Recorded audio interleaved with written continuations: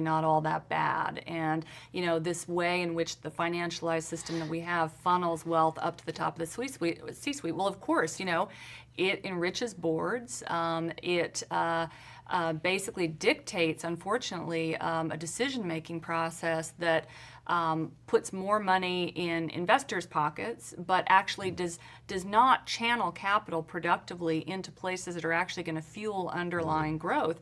And I think, you know, to be fair, I think there are certain enlightened CEOs that are starting to get worried about this. I think that's one of the reasons you're seeing people start to talk about the short-term problem now. But one of the funny things, I thought when I wrote this book that I was going to get calls from Fortune 500 CEOs saying, "Yay, go! You know, you're writing a book that's exposing how much pressure we're under."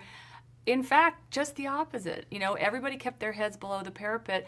I did get calls, interestingly, from certain numbers of enlightened financiers, hedge funders, particularly people in London who really are worried about the underlying growth issues inherent in this problem, because we have tons of data now from the BIS and the IMF and lots of different bodies to suggest that when finance reaches a certain size as a percentage of the economy, the underlying growth does start to slow.